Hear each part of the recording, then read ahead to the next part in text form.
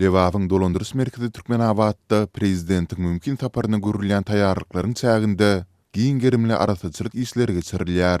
Bu ýagdaýlar içinden iýerleýän yerli habarçymyz mejbury ýogurlary dinç günlerine hem garamazdan ýüzlerçe büdjet işgäriniň de çekilýändigine gurrun berdi.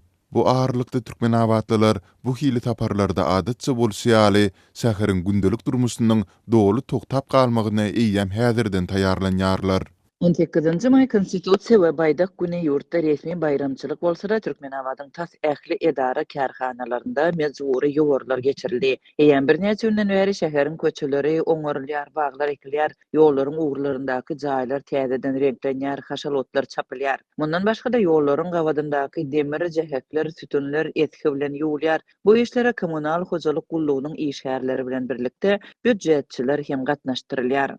Deyip 19. mayda mejburi arasaçylyk işlerine çekilen Türkmenabadly döwlet işgärleriniň biri gurrun berdi. Şäher häkimliginiň atlandyrylmasylygyny soran işgäri soňky köpçülikliň arasaçylyk işleriniň öňümüzdäki günlerde prezident Serdar Berdimuhammedowyň Lewawy amal etmegine garaşylýan saparyna gawat geçirilýändigini aýtdy.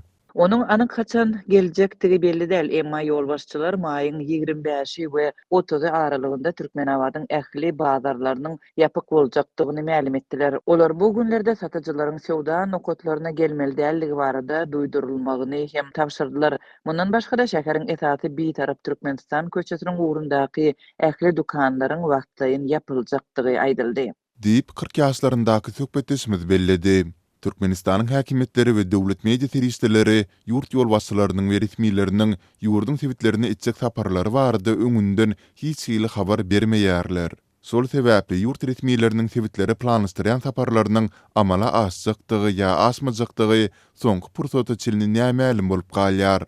Azatlyk 19. mayda prezident Berdimuhammedowyň Lewawy amala aşyrjak saparynyň mümkin seneleri barada vilayatyň häkimliginden maglumat alyp bilmedi.